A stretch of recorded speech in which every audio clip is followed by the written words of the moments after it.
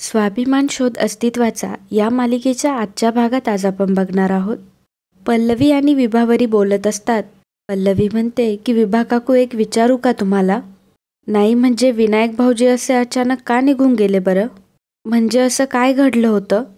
तेव्हा विभावरी म्हणते की खरं सांगू पल्लवी, त्यांच्यात काय घडलं हे त्यांना माहिती. तो निघून गेला आणि परत नाही आला एवढंच काय ते खरं. आणि मेघना आता त्याच्यासाठी झोरतीये. पण त्याचं नक्की तिच्यावर प्रेम आहे की नाही हे तर मला कधी जाणवलं नाही.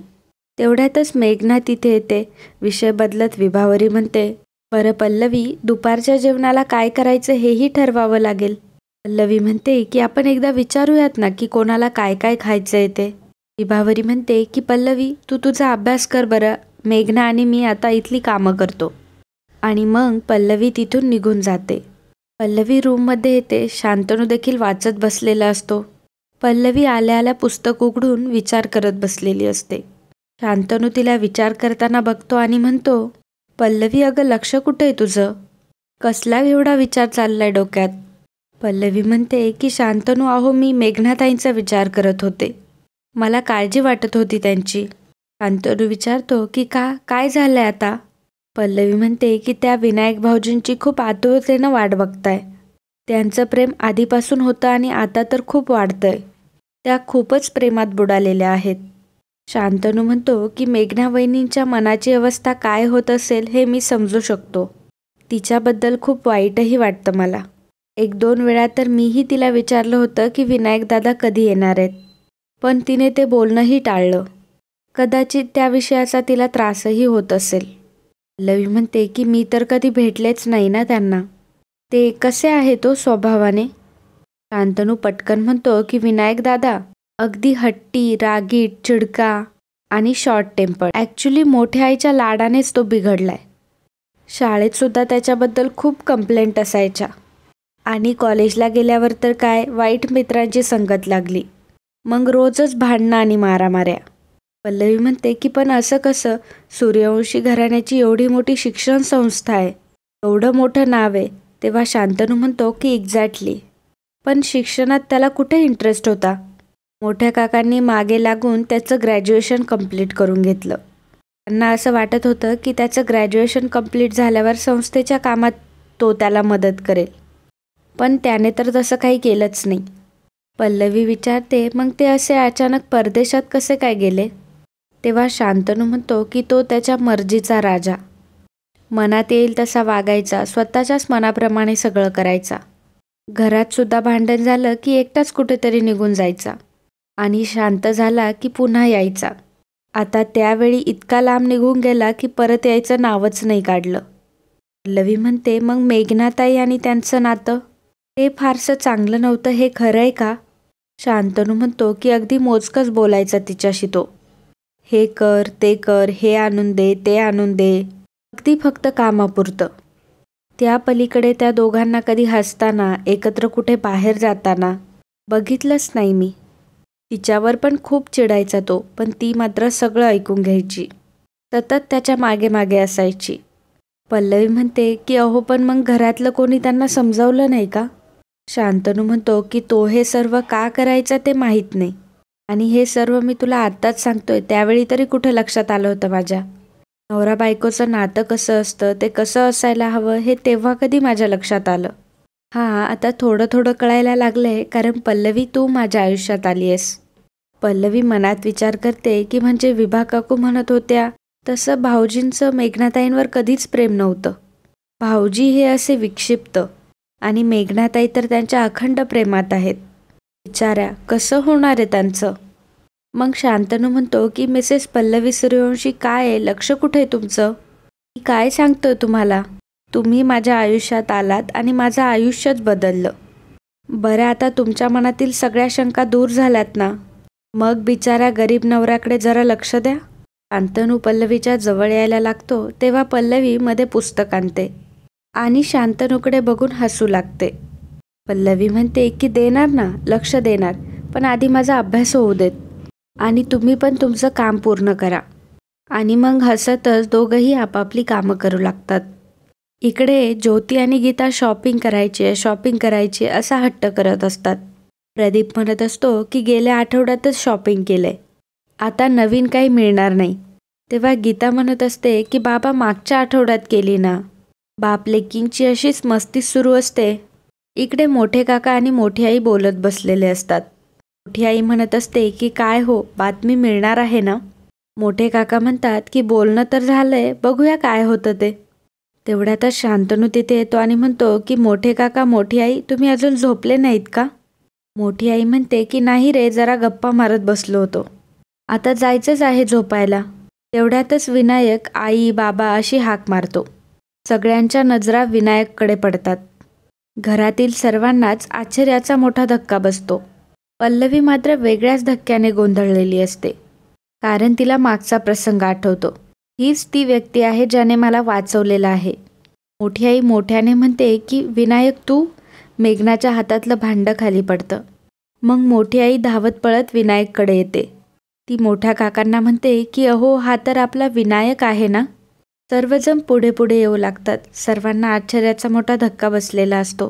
सर्वांचे चेहरे आनंदाने अगदी फुलून गेलेले असतात. मोठी आई म्हणते की विनायक तू भारतात परत आलास, तू आपल्या घरी परत आलास. मला स्वप्न पडतंय की काय. अहो तुम्ही तरी सांगा, आपला विनायक खरंच परत आलाय का. मोठे काका म्हणतात की तुझ्या इतकाच मला सुद्धा धक्का बसलाय. सर्वजण पुढे येऊन उभे असतात, परंतु मेघना मात्र मागेच थांबलेली असते. तिच्या डोळ्यात मात्र पाणी असतं. मोठी आई सर्वांना विचारत असते की मला खरंच सांगा की माझा विनायक परत आलाय का. विनायक म्हणतो की आई, कोणाला काहीच विचारायची गरज नाहीये. मी तुझाच विनायक आहे आणि मी खरंच आलोय, हे तुझं स्वप्न नाहीये. मोठी आई चक्क त्या गोंधळाने बेशुद्ध होऊन खाली पडते. शांतनू आणि विनायक तिला सावरतात. सर्वजण घाबरलेले असतात. मोठी आई खरं तर ते नाटक करत असते, पण घरातल्यांना मात्र ते खरं वाटत असतं. मग हळू आवाजात विनायक मोठ्या आईला सांगतो की आई, नाटक करू नकोस, नाहीतर घरच्यांना डाऊट येईल. मग मोठी आई जरा सावरते. शांतनू पाणी आणतो. मोठी आई पाणी पिते आणि म्हणते विनायक तू आलास, देवानं माझं गाऱ्हाणं ऐकलं. माझा विनायक परत आलाय. विनायक बाळा, तू तुझी तब्येत किती खराब केली आहेस, जरा तब्येतीकडे लक्ष देत जा. विनायक म्हणतो की ग्रेट, आता इंडियामध्ये आई समोर उभं असल्यासारखं वाटतंय. टिपिकल आई. तेव्हा शांतनू म्हणतो की दादा तू असा अचानक, म्हणजे काही सांगितलं नाहीस, कॉल केला नाहीस. विनायक म्हणतो की अरे हो सगळं सांगतो, पण आतमध्ये तर येऊ देत मला. मोठी आई म्हणते की तू बाहेर जा आधी, आतमध्ये यायचं नाहीस. मोठे काका म्हणतात की अगं सुपर्णा, काय करतेस तू हे. मोठी आई म्हणते की तुम्ही थांबा हो जरा, आता मला काय म्हणालास तू विनायक. तेव्हा विनायक म्हणतो की टिपिकल आई. मग मोठी आई म्हणते की आहेच मी तशी, थांब. मेघना विभावरी बघत काय बसलाय, जा ना पटकन भाकर तुकडा घेऊन या आणि पूजेचं साहित्य घेऊन ये. मेघना अगं अशी बघत काय बसली आहेस. मेघना मात्र त्याच जागी उभी असते आणि रडत असते. घरातले सर्वजण तिच्याकडे बघत असतात. मोठी आई पुन्हा मेघनाला आवाज देते, परंतु मेघनाचं काही लक्ष नसतं. पल्लवी मेघनाजवळ जाते. तिला म्हणते मेघनाताई. हो मेघनाताई. आता मात्र मेघना भानावर आलेली असते, पण बोलत काही नाही, फक्त रडत असते. मग थोड्या वेळाने अश्रू ढाळत म्हणते की तुम्ही खरंच परत आलायत. विनायक हसत होकार दर्शवतो. मग काय. मेघना धावत पळतच विनायककडे येते आणि त्याला मिठी मारायला जाणार, तेव्हा मोठी आई तिला दारातच अडवते आणि म्हणते की कुठे निघालीस, लक्ष कुठे तुझं. मी तुला काय म्हणाले होते, भाकर तुकडा घेऊन ये आणि ओवाळाईचं ताट घेऊन ये, आणि इकडे कशाला आली आहेस, जा पटकन घेऊन ये. घरातल्या सर्वांनाच मोठ्या आईचा खूप राग आलेला असतो. मेघनाला विनायकला भेटायचं असतं, परंतु मोठ्या आईने अडवलेलं असतं. विभावरी मेघनाजवळ येते आणि तिला हॉलमध्ये घेऊन येते. मोठी आई म्हणते की बघितलंस विनायक, ही अशी तुझी बायको. विभावरी आणि मेघना किचनमध्ये आलेले असतात. मेघना मात्र रडतच असते. विभावरी तिला समजवत असते. मेघना ओवाळणीची तयारी करत असते. एवढ्यातच पल्लवी तिथे आलेली असते. ती देखील त्यांना मदत करत असते. मेघना खूपच गोंधळलेली असते. तिच्याकडनं भांडी खाली पडत असतात, आवाज होत असतात. ती पूर्ण बावरलेली असते. भांडी पडल्याचे आवाज बाहेरपर्यंत आलेले असतात. मोठी आई म्हणते की बघ विनायक, असली तुझी बायको, एकदम वेंधळी, आता काय पाडलं हिने. पल्लवी म्हणते की मेघनाताई तुम्ही राहू द्या, मी करते ताट. मेघना म्हणते की नाही राहू दे, यांच्यासाठी तर करायचंय. मी स्टार्ट करणार आणि रडत रडत सगळ्या गोष्टींची जमवाजमव करू लागते. मोठी आई मात्र पुन्हा पुन्हा हाक मारत असते की मेघना, मेघना लवकर ये. आणि मेघना स्वतः पूजेचं ताट घेऊन विनायककडे आलेली असते. औक्षण करण्यासाठी पुढे येणार तेवढ्यात मोठी आई म्हणते, लक्ष कुठे आहे तुझं आणि काय पाडलंस तू आतमध्ये, कसला मोठा आवाज झाला. तिच्या हातातून ताट घेऊन मोठी आई स्वतःच औक्षण करू लागते. मेघना मात्र तिथंच उभी असते. औक्षण करून झाल्यानंतर ती विनायकला म्हणते की ये आता आतमध्ये. विनायक म्हणतो की थांब आई. विनायक थांब का म्हटला याचं सर्वांनाच आश्चर्य वाटत असतं.